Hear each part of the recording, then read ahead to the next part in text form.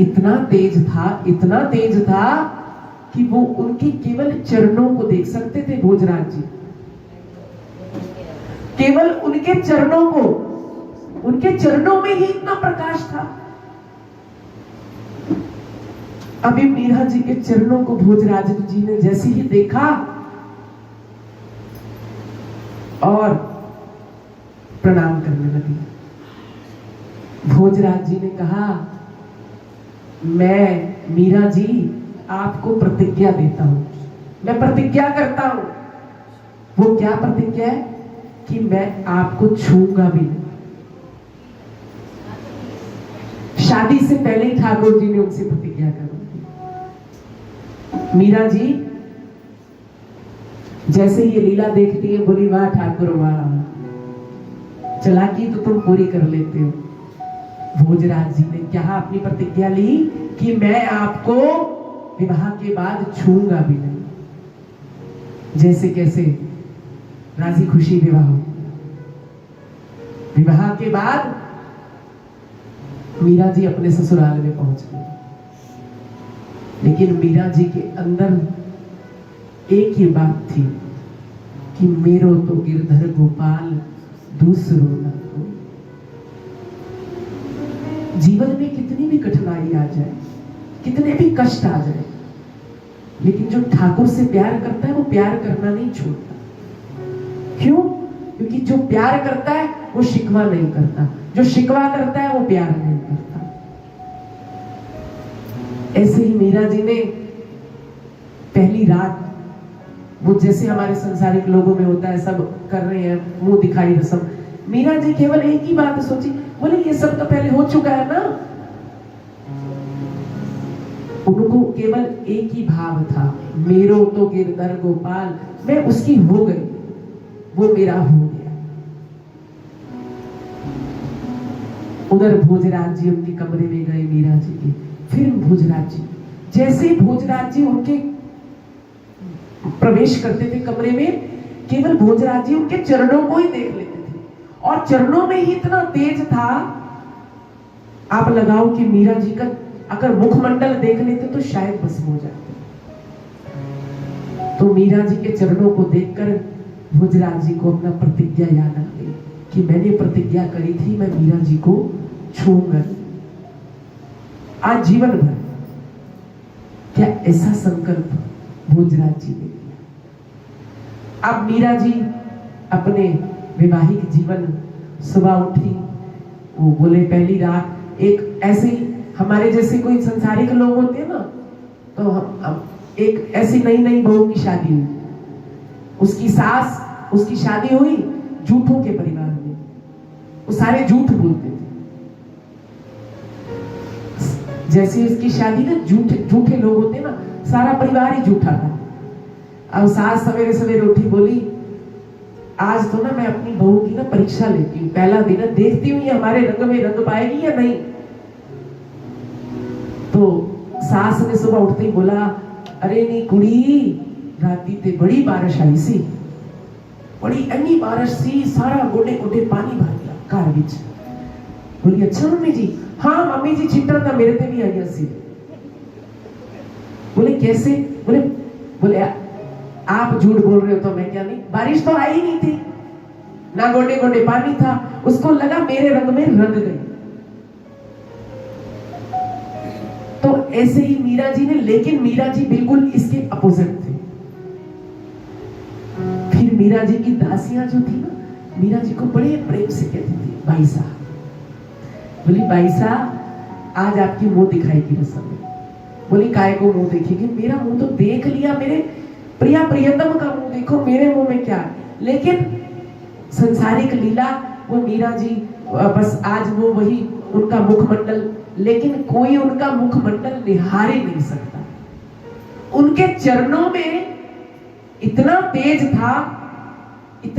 था जैसे उनके चरण अगर कोई हाथ लगा ले ना, तो रुई होती है ना, रुई को हाथ लगाओ, जितनी हाथ लगाओगे उतना दबती जाएगी। अब मीरा जी की हो गई ये रीत भी हो। इसके पश्चात मीरा जी ने कहा कि आज आपको गौरी पूजन करना है। वो एक व्रत होता है, शायद शादी के बाद राजस्थान में कोई बोला आज आपको गौरी पूजन करना है। मीरा जी लेकिन केवल वही अपने नियम से, दासी आई, बोली भाई साहब आपकी जो उनकी ननद थी ना, उन्होंने एक संदेशा भेजा कि भाई साहब को कह के आओ कि कल व्रत है, सुबह जल्दी उठकर के गौरी पूजन करना है। मीरा जी के पास दासी जाती है, बोली भाई साहब कल ऐसे ऐसे गौरी पूजन है, आप सुबह जल्दी तैयार हो जाना। मीरा जी ने कहा अच्छा देखूंगी, टाइम होगा तो आ जाऊंगी।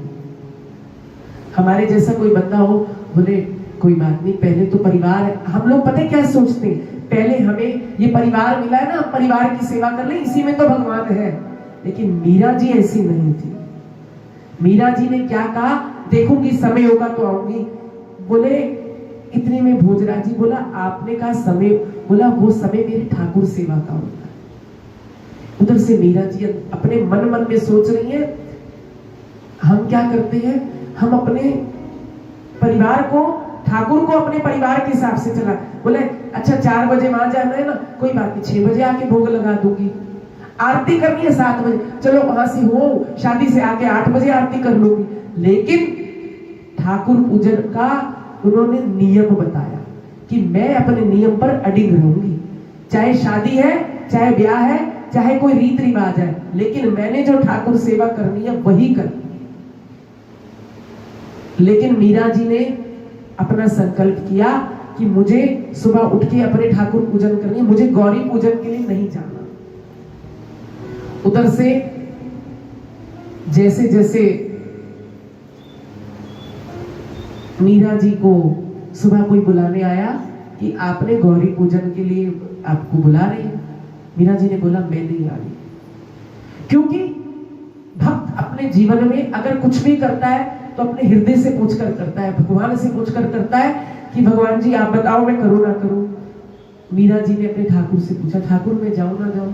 फिर ठाकुर जी के अंदर से आवाज आई, किसको पूजने जा रही है, मैं तो तेरे अंदर बैठा हूं। मीरा जी ने जैसे जैसे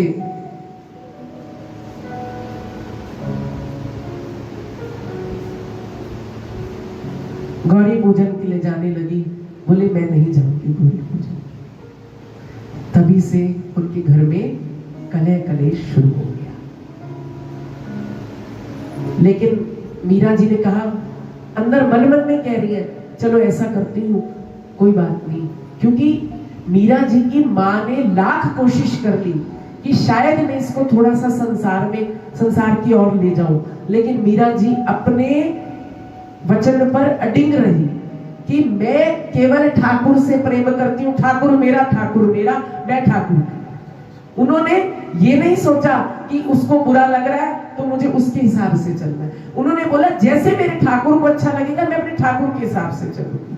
मुझे नहीं पता कि किसको बुरा लग रहा है, किसको अच्छा लग रहा है, लेकिन मेरे ठाकुर को अच्छा लग रहा है तो ही मैं जाऊंगी।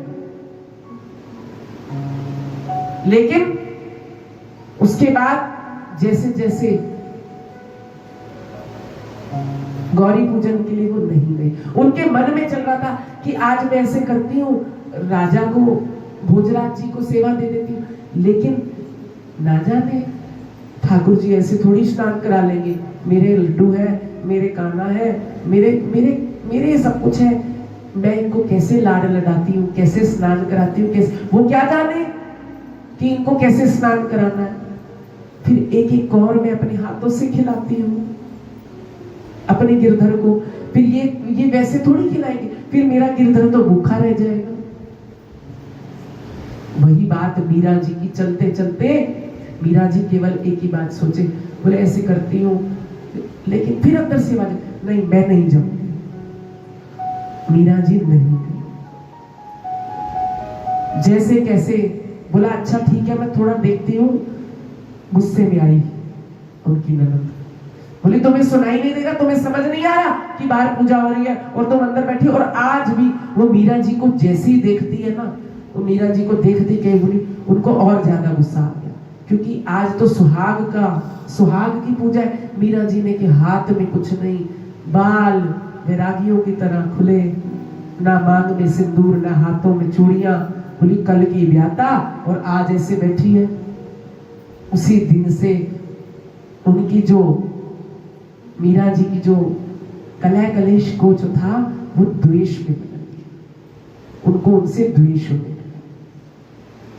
अब मीरा जी जैसे कैसे पहुंच गई, बोला मैं नहीं आऊंगी। पहले तो अपनी ननद को मना कर दिया, लेकिन थोड़ी देर बाद जब सब कुछ पूजा हो गई, बोली अब चलो। देखा तो बाहर क्या हो रहा है, मांस मदिरा का प्रयोग। जैसे मीरा को बोला सब आए हैं, वो वहां पर कोई उनके गुरु थे, बोले सबको परोसो। मीरा जी ने बोला मैं ही नहीं करूं,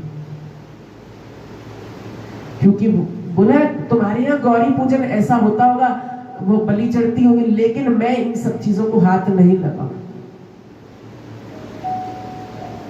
मीरा जी ने रसोई नहीं बनाई उस दिन। मीरा जी ने अपने हाथों से सात्विक भोजन बनाया और सात्विक भोजन बना के संतों के आगे परोस दिया। क्योंकि जो उनके गुरु थे, कुल गुरु, वो मांस का प्रयोग करते थे, लेकिन मीरा जी ने कहा मैं अपने हाथों से ये पाप कर्म नहीं कर सकती। लेकिन मीरा जी को जैसे कैसे उन्होंने वहां परोस दिया, लेकिन मीरा जी ने उसको हाथ नहीं लगाया। लेकिन मीरा जी ने अगर हाथ लगाया तो अपने हाथ से सात्विक भोजन बनाया और वो संतों को परोसा। जैसे ही वो परोसा तो गुरु उनके नाराज हो गए, बोले आज तुमने कुल की सारी मर्यादा तोड़ दी। उधर से भोजराज के पास उसकी बहन जाती है, बोले काहे को ये क्या उठा लाया तू? बोला ये क्या उठा लाया? बोले ये क्या कैसी तू बीवी लेकर आया है? बोले तू तो उससे पहले मिलकर भी आया, तुझे नहीं पता चला? जैसे कैसे भोजराज जी अपनी बहन को शांत कर। उसी दिन से कहते हैं ना, अगर किसी की द्वेष की भावना शुरू हो जाए, पहले दिन से ही शुरू हो जाए। मीरा जी दिन प्रतिदिन भक्ति की ओर अग्रसर होती है। वहां पर मीरा जी के मेड़ता में एक रणछोड़ जी का मंदिर था। मीरा जी प्रतिदिन वहां अपना तंबूरा लेकर के जाना और केवल भजन करना। मीरा जी केवल प्रतिदिन यही कहे, लेकिन भक्त जो होता है ना, वो अपने आप को ऊंचा नहीं दिखाता, नीचा दिखाता है। उसको किसी सिंहासन की जरूरत नहीं है। क्यों? क्योंकि उसको ऐसा लगता है कि मैं तो उसकी दासी हूं, मैं तो उसका दास हूं, ऐसा लगता है। और मीरा जी अपने आप को एक दासी मानती थी। ठाकुर जी की मैं केवल एक दासी हूं, और उसी भाव को श्याम मने चाकर राखो जी। क्यों? क्योंकि चाकर राखोगे तभी तो मैं आपकी चाकरी कर पाऊंगी।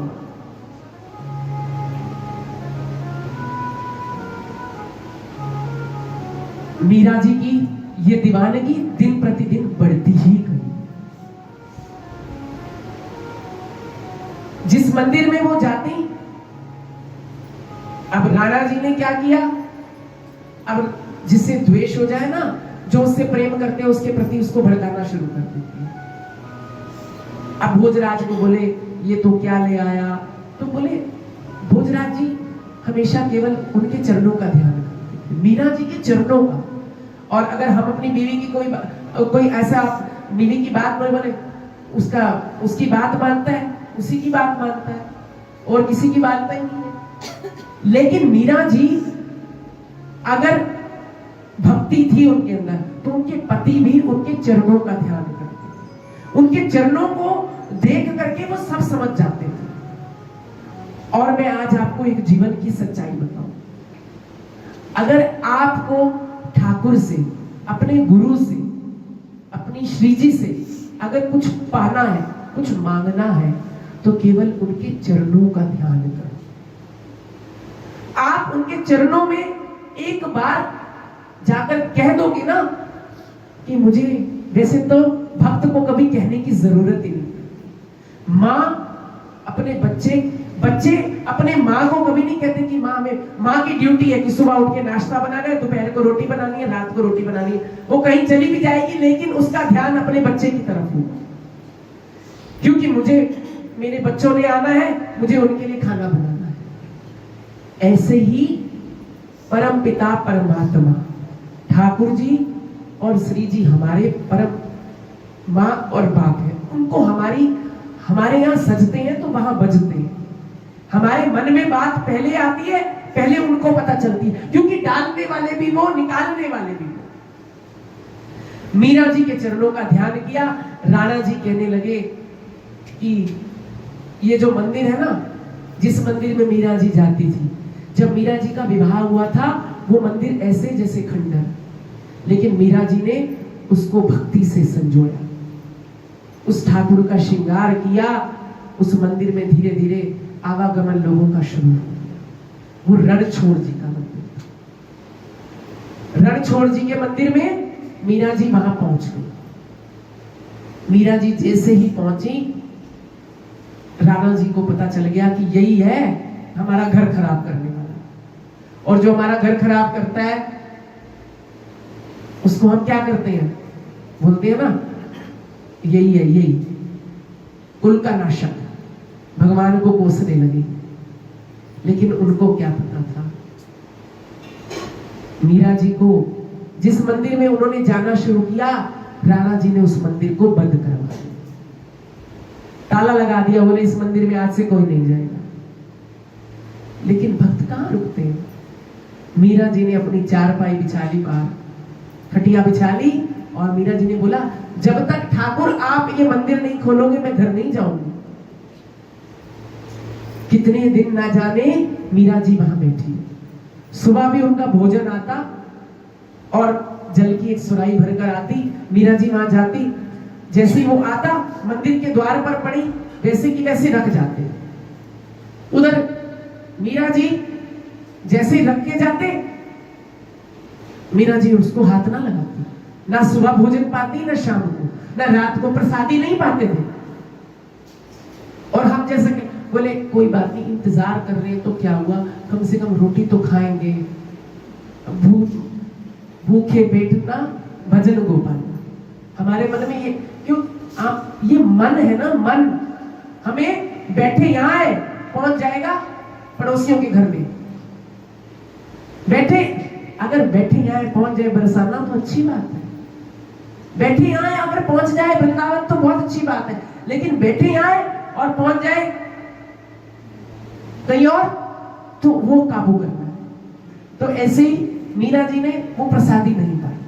3 दिन तक मीरा जी द्वार पर अड़ी रही।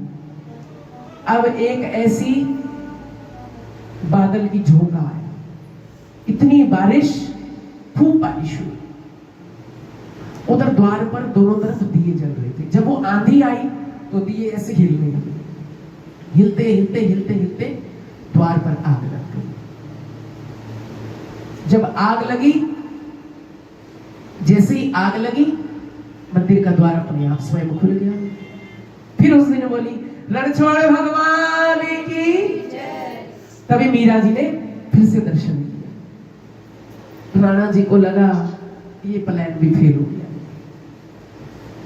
फिर सोचा, लेकिन मीरा जी अपने भाव की, उनका संकल्प पक्का था कि मुझे गिरधर को पाना है और गिरधर को रिझाना है, मुझे कुछ और नहीं करना, मुझे करना है तो केवल गिरधर को रिझाना है।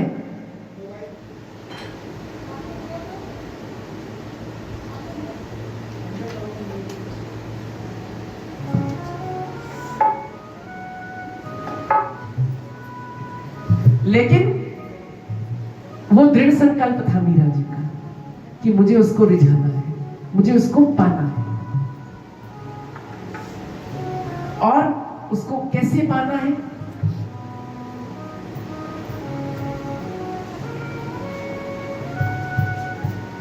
और मीरा जी के मन में केवल भाव कि ये मेरी प्रीति कभी कम नहीं होनी चाहिए।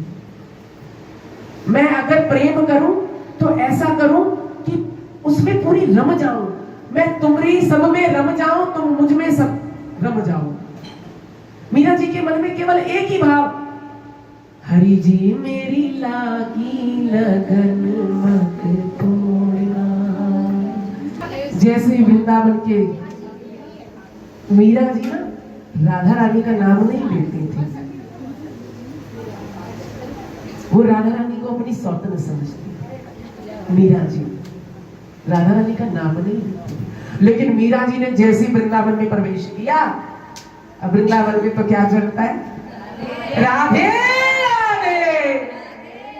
अब मीरा जी बड़ी संकोच करे, क्यों, जो मेरो तो गिरधर गोपाल, दूसरों ना कोई वो राधा नाम कैसे ले सकता है।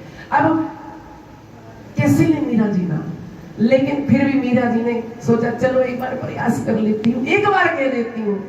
मीरा जी ने फिर वही रटना रट लिया, लेकिन मीरा जी ने अपना संकल्प नहीं छोड़ा। केवल प्रतिदिन सवेरे उठना, उन्हीं वृंदावन की गलियों में पहुंच करके यही कहना, एक बार हृदय से लगा लो ओ मेरे। क्या भक्त को कभी ऐसे कहने की जरूरत पड़ती है? नहीं पड़ती, क्योंकि उसको हृदय से वो किसको लगाए, किसको? भक्त और भगवान में कोई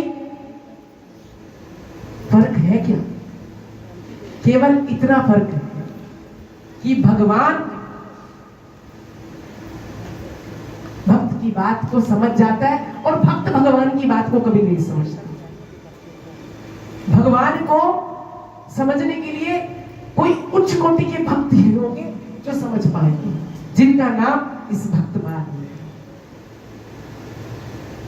हम लोग भी अगर भगवान को समझते हैं तो बहुत समय बाद, कम से कम 15 से 20 साल हमें उसको प्यार करने में लग जाते हैं, उसके बाद समझ।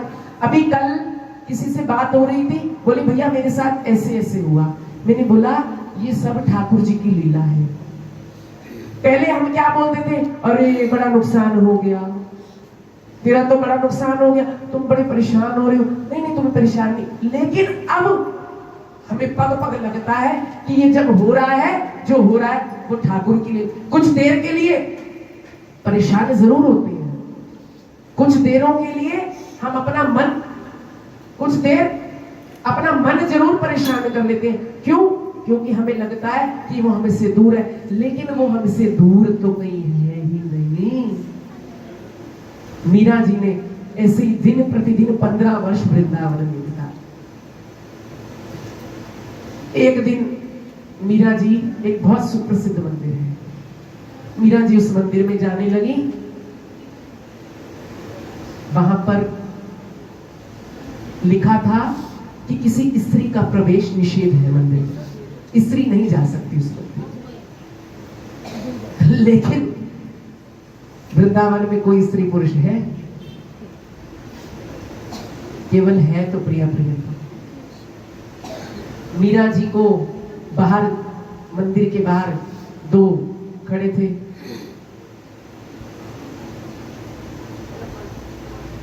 Security guard. अब सिक्योरिटी गार्ड बोलते हैं, पहले बोलते थे पहरेदार। दो खड़े थे, बोले अंदर स्त्रियों को जाना निषेध है। अच्छा, मीरा जी ने बोला क्यों? बोलो यहाँ केवल सब पुरुष जा सकते हैं, स्त्री कोई अंदर नहीं जा सकती। बोले अच्छा ठीक है। लेकिन मीरा जी ने जैसे ही अपना तंबूरा लेकर गाने लगी, तंबूरा लेकर अपना जैसे ही गाने लगी,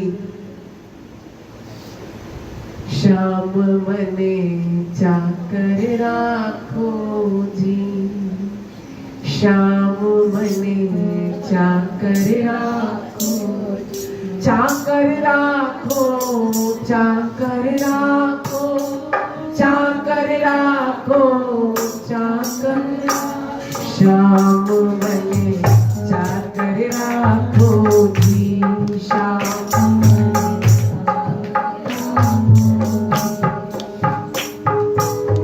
जाकर रह दिन उठ कर सो भजन करूं दिन राती जाकर रह भजन करूं सो भजन करूं दिन राती श्याम जाकर राखो जी श्याम जाकर मीरा जी ने जैसी तंबूरा लेके अपना गाने लगी, पहरेदार सब अपनी सुध बुध भूल गए और मीरा जी को मंदिर में प्रवेश मिला। जैसे मीरा जी अंदर पहुंची, अपने मंदिर जैसे ही वृंदावन के उस मंदिर में मीरा जी ने प्रवेश किया, तभी मीरा जी को देख करके वहां जो बैठे थे पुजारी जी, उनको बड़ा गुस्सा आया। बोला तुम कैसे अंदर आ गई? यहाँ स्त्रियों का आना मना है, यहाँ केवल पुरुष ही आ सकते हैं। तो मीरा जी ने बड़ा ही सरल जवाब दिया, क्या आपके वृंदावन में कोई और पुरुष भी रहता है? बोला क्या कहने का मतलब है तुम्हारा? बोला मुझे तो ऐसा लगता था कि वृंदावन में केवल एक ही पुरुष है, वो है हमारे ठाकुर जी, मेरे गिरधर गोपाल, और क्या दूसरा भी कोई पुरुष है? बोले ये बेकार की बातें मत करो। बोले नहीं, बस मुझे मेरी जवाब, मेरे क्वेश्चन का आंसर दो, मैंने जो जवाब आपसे मांगा है आप उसका मुझे बताओ। बोले हाँ है ना। कौन? बोले ठाकुर जी। बोले वही तो मैं कह रही हूँ कि उसके अलावा तो कुछ है ही नहीं।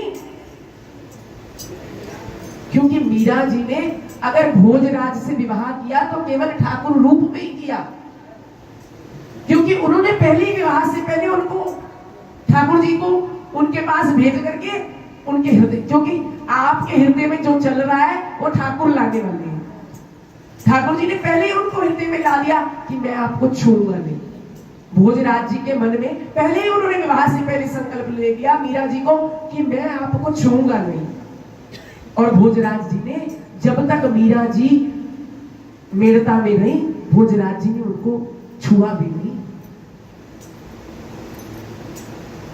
हम लोग क्या करते हैं? कहां है, कहां बैठे? लेकिन उस दिन से मीरा जी, फिर ठाकुर जी आए, फिर उनको रात, अब मुझे द्वारिका की ओर जाना है। मीरा जी चल पड़ी अपना तंबूरा ले, और लेकिन जहां जहां से मीरा जी जाती जाती वहां से भक्त उनके साथ और तैयार, टोली बनती जाती।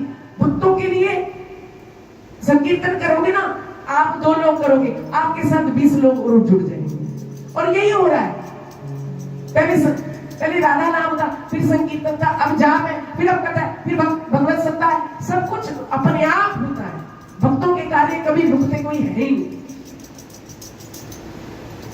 लेकिन आलोचक भी बहुत है, और हमें उन आलोचकों से डरना तो है ही नहीं ना, क्योंकि आलोचक नहीं होंगे तो हम बढ़ेंगे कैसे आगे? आलोचक होना भी बहुत जरूरी है। मीरा जी चल पड़ी द्वारिका की। 55 वर्ष की आयु उनकी हो चुकी थी। जैसे ही द्वारिका की ओर गमन किया, फिर तंबूरा लेते लेते, पहले कोई रथ गाड़ियां नहीं होती थी, कोई कैब नहीं बुक करके द्वारिका जाते थे, पहले तो पैदल यात्रा, और उसमें सुख भी बहुत था।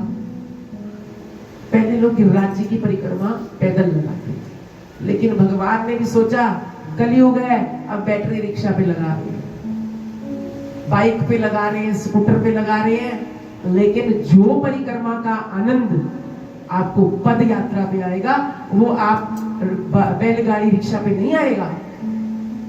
क्योंकि उसमें आपके 6 घंटे या 7 घंटे आप केवल नाम जपोगे, लेकिन रिक्शा पे आप 1 घंटे में परिक्रमा। अच्छा प्रभु मैं चलती हूँ। हमें जाने की भी जल्दी और आने की भी जल्दी।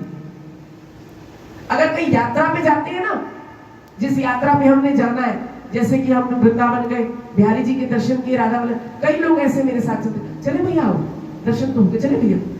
अरे भाई आए हो इतनी दूर से पैसे खर्च करके, थोड़ी देर उसके पास बैठ करके ना उसको देखो तो सही, आज उसने पहना क्या है, आज उसने खाया क्या है, आज उसने बात कैसी करी। कभी तो विचार कर लो। कब करोगे? सोचोगे बुढ़ापा आएगा या नहीं आएगा, ये आपने कोई गारंटी नहीं। लेकिन मीरा जी ने उसका इंतजार नहीं किया कि मैं बुढ़ापे में भजन करूंगी। उन्होंने तो अपने जीवन को 5 वर्ष की थी तभी से ठाकुर के प्रेम में डूबूंगी। भक्त कभी किसी का इंतजार नहीं करता कि वो आएगा तब कीर्तन शुरू होगा।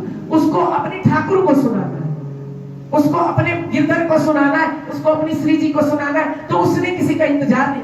लेकिन हाँ, मीरा जी ने केवल एक ही भाव रखा, आंखों को इंतजार है सरकार आपका, ना जाने कब होगा मुझे दर्शन ये आपका। ये ड्रामा भक्तों को करना पड़ता है कि मुझे आपका दर्शन करना, लेकिन दर्शन तो वो कर चुकी थी।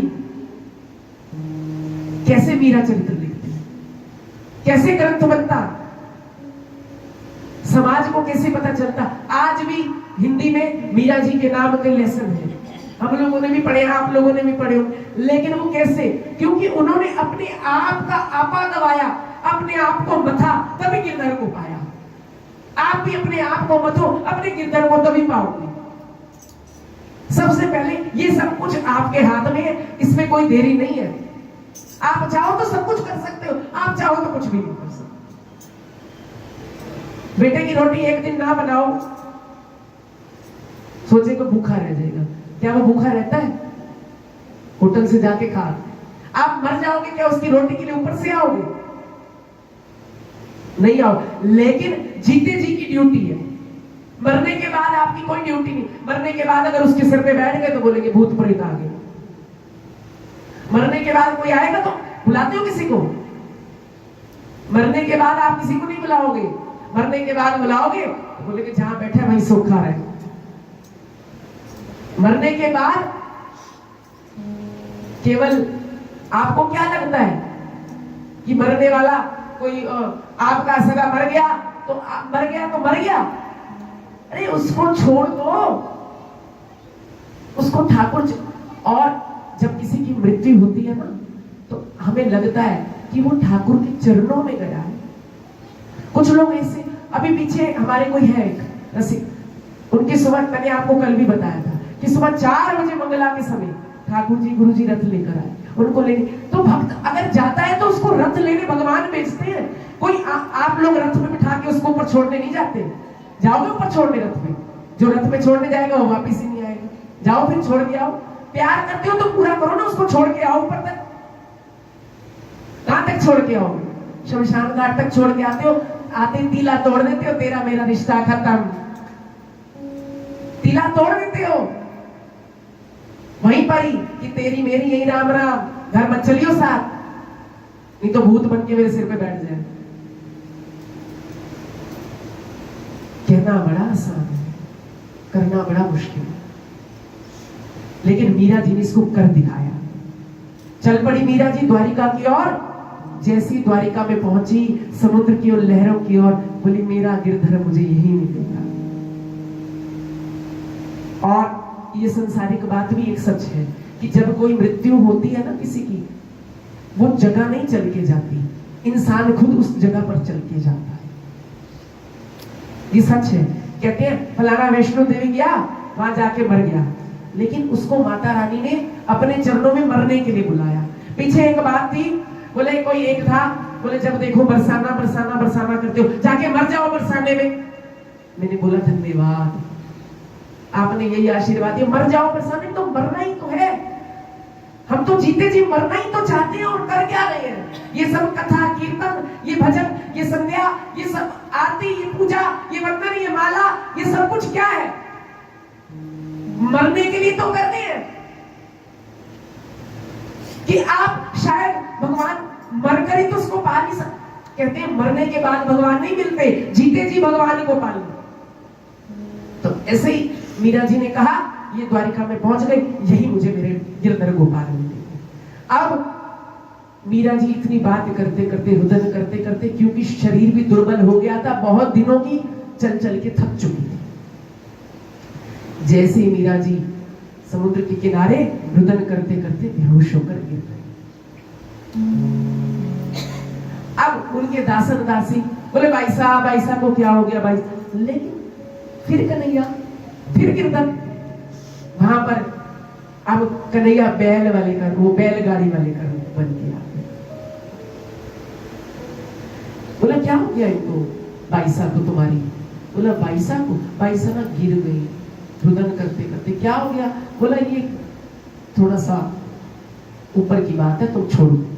अब कन्हैया अंदर सोच रहे ऊपर की बात तो मैं ही तो जानता हूं, भगवान शिव कह रहे कि छोड़ो आप, लेकिन उनको है आंख वो जो तेरा दर्शन कर सके। फिर मीरा जी को बैलगाड़ी में जैसे कैसे दासन कन्हैया बैलगाड़ी खींच रहे हैं और उनकी कुटिया तक उनको पहुंचा कर रहे हैं। मीरा जी ने इतने दिन ना जाने कोई खाना नहीं, कोई पीना नहीं, बहुत दिन हो गए। मीरा जी बहुत शरीर से दुर्बल हो चुकी थी। जैसे जैसे उम्र बढ़ती गई, शरीर से मीरा जी दुर्बल होती गई। मीरा जी जब दुर्बल हुई तो वो कोई वैद्य, कोई डॉक्टर, कोई हकीम, कोई काम नहीं कर रहा था। फिर कन्हैया, अब मीरा जी को लगा कि मैं अंदर से कह रही है मेरो तो गिरधर गोपाल दूसरो, मेरो तो गिरधर गोपाल दूसरो।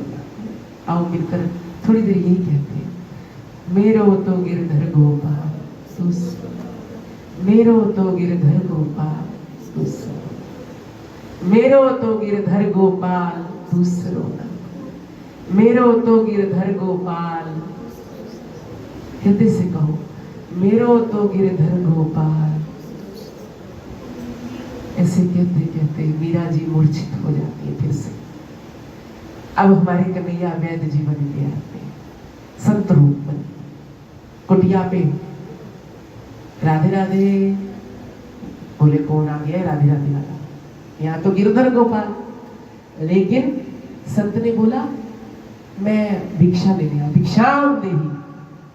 उनके दासन दासी ने बोला देखो संत त्रिकालदर्शी। दासन दासी सोचे ये त्रिकालदर्शी है। उन्होंने बोला मुझे ऐसा लगता है कि इस कुटिया में कोई अस्वस्थ है। बोले हाँ महाराज जी, अस्वस्थ तो है हमारी मीरा बाईसा। बोले ठीक है। बोले चलो दिखाओ कहाँ है मीरा। अब ठाकुर जी मीरा जी के पास पहुंच गए। जैसे मीरा जी के पास पहुंचे, मीरा जी को देखा, आंखें देखी, बोले हाँ अभी तो ठीक है।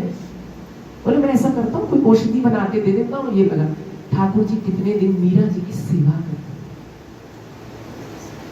अभी पीछे एक वृंदावन के संत हैं प्रेमानंद जी महाराज। उनका एक शिष्य, उनकी शरीर शांत हुआ।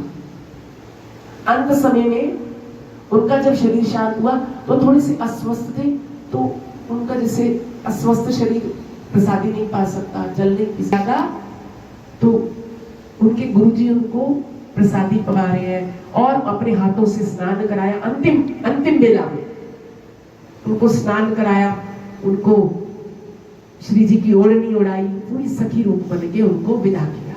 ये वीडियो आई थी अभी पीछे 2-4 दिन पहले की बात, मैं देख रहा था। तो भक्त के लिए भगवान को वेद का रूप बन गया। जब वेद का रूप बन गया, ना जाने ठाकुर जी कितने दिन मीरा जी के साथ रहे। लेकिन मीरा जी को पता था, मीरा जी को सब पता था कि मीरा जी ने जैसे ही बैलगाड़ी वाले के लिए आंख खोली ना, मीरा जी ने दर्शन कर लिया, गिरधर आ गया।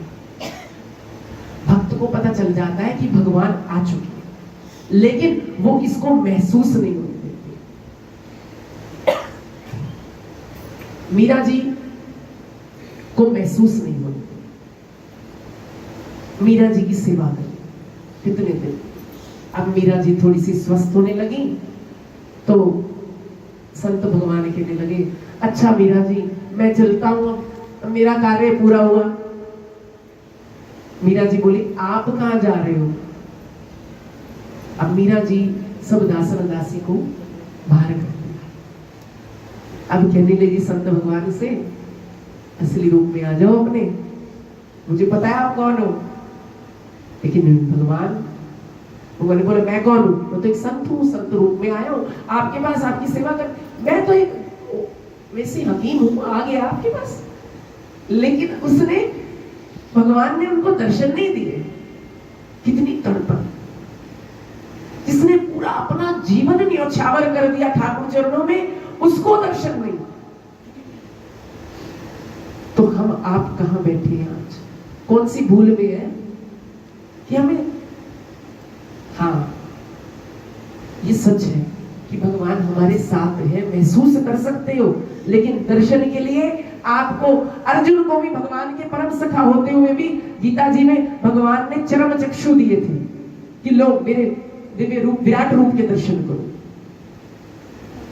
आपको भगवान पहले तो सबसे पहले वो चरम चक्षु देंगे जिससे आप केवल ठाकुर दर्शन कर सको। अभी मीरा जी को वो दर्शन फिर नहीं। मीरा जी थोड़ी सी स्वस्थ हो गई। उधर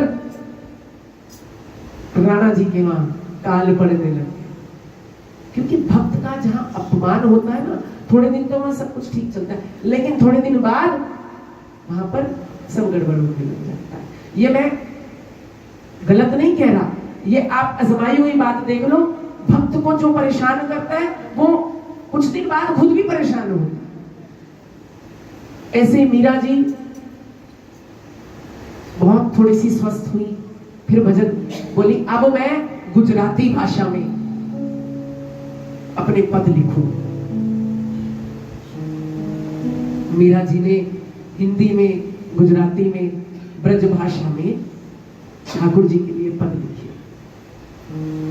वो पद लिखते लिखते लिखते लिखते मीरा जी, और क्योंकि मीरा जी जब लिखती थी तो उनको उस जिसमें वो लिखती थी उसमें भी ठाकुर दर्शन होता था। भगवान को वो हर रूप में देख लेती थी। वो राणा को भी उन्होंने कभी कुछ एक शब्द नहीं कहे। तभी मीरा जी को, अब उधर राणा जी परेशान हुए। मेड़ता में सब कुछ सूख चुका था, सब कुछ खत्म हो चुका था, क्योंकि उनको लगा अब तो सब कुछ खत्म होने वाला है। अब मीरा जी के दो भतीजे और भाई को भेजा कि जाओ आप मीरा जी से क्षमा मांगो कि हमने जो किया ये सही नहीं किया। जैसे कैसे मीरा जी के पास पहुंच गए, और मीरा जी के पास पहुंच करके उन्होंने कहा, हमें राणा जी ने भेजा है। पहले कई बार मीरा जी के पास राणा जी ने भेज चुके थे कि आप वापस मेड़ता आओ, हमसे भूल हो चुकी। लेकिन मीरा जी नहीं मानी, क्योंकि भक्त अगर आगे चलता है तो वो पीछे मुड़कर नहीं देखता। उसको लगता है कि मेरे भगवान की यही मर्जी है, मुझे धाम जाना है तो जाना है, मुझे उसको अपनाना है तो अपनाना है। चाहे दुनिया नाराज होती है तो एक बार ना 10 बार हो जाए, परिवार में कोई नाराज होता है तो एक बार ना 10 बार हो जाए, लेकिन मुझे ठाकुर दर्शन पाना है तो पाना है। मेरा दृढ़ संकल्प है, मुझे गिरधर को पाना है। मीरा जी ने यही दृढ़ संकल्प अपनाया। जैसे ही वो लेने आए, बोले हम कुछ भी खाएंगे पिएंगे नहीं जब तक आप हमारे साथ नहीं चलोगे। अब जीते जी के मेले, मरने के बाद कौन किसका, है ना? ऐसा ही होता है। जीते जी तो हमारे पंजाबी जीते जी, जीतियां दे चुआते ते मोया दे पीछे पराठे कहते हैं ना। तो ऐसी है, जीते जी आप, घर वाले आपको खिलाएंगे भी सही, मरने के बाद कोई भोग लगाता है फोटो को? कोई भी नहीं लगाए। बोलेंगे भोग लगाए, पता चले हाथ निकाल के खाने लग जाए।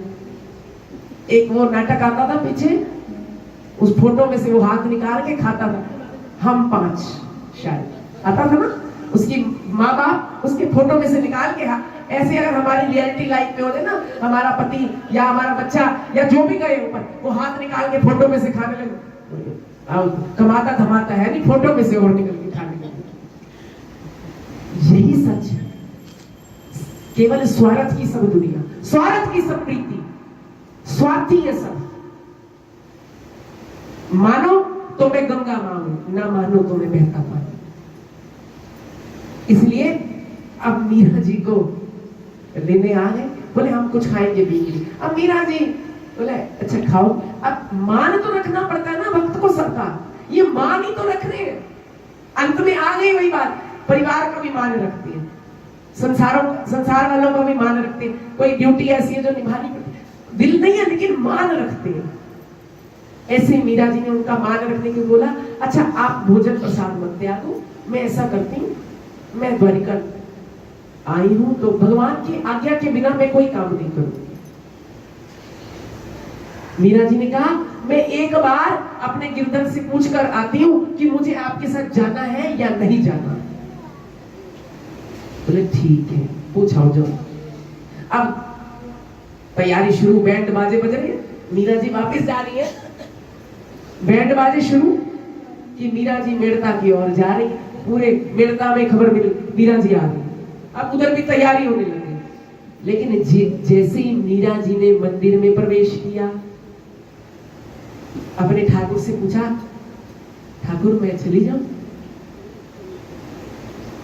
फिर क्या मीरा जी वापिस आई, उसी द्वारिका में समा गई। वही मीरा जी अंतर ध्यान हो गई और मीरा जी के वस्त्र वहीं के वहीं, बाहर सब लोग इंतजार करते रहे, कोई नाराज भी नहीं हुआ और भक्त को भगवान मिला। आज तक मीरा जी की कोई समाधि है वृंदावन में, लेकिन मीरा जी को किसी ने उनके शरीर को देखा नहीं। सब लोग पूरे जरूर हुए, लेकिन मीरा जी ऐसी थी जो भगवान की मूर्ति में समा गई। अगर भगवान के चरित्र में सबसे श्रेष्ठ चरित्र है तो मीरा जी का है। भक्तमाल अगर कोई पढ़े तो केवल मीरा जी, क्योंकि मीरा जी में वो रस है जो हमारे जीवन में अगर हम अपना ले तो हमें कोई अपना कोई पराया नहीं लगेगा। तो इस 2 दिन की कथा का सार ही यही है, करो सारे काम, करो सब कुछ, लेकिन अपना ना जान के, अपना ना मान के, लेकिन उसका जान के, उसका मान के, उसका जानो उसका मानो, क्योंकि वो ही है। मैंने अभी बताया ना, मां को बड़ा अभिमान होता है कि मैंने इसको 9 महीने अपने गर्भ में रखा, लेकिन मां को ये नहीं पता कि इसको चलाने वाला कौन है। इसको चलाने वाली तो एक शक्ति है ना, एक प्रकाश है। वो प्रकाश कौन है? ठाकुर जी, श्री जी। इसलिए जीवन में भक्ति करो, खूब भक्ति करो, खूब भजन करो, खूब माला करो, लेकिन अपना ना जानो। जगत प्रीत मत करियो रे बंदे, जगत प्रीत मत करियो, जगत प्रीत मत करियो। एक बिहारी जी से लौ लगा ले तो, और ये सच है, जितना आप भगवान की ओर बढ़ोगे संसार वाले आपको उतना और अपनाएंगे। शुरू शुरू थोड़ी सी कठिनाई आती, लेकिन बाद में वो आपको एक्सेप्ट कर ले। उनको पता है डीठ है, जाना तो इसने वही है,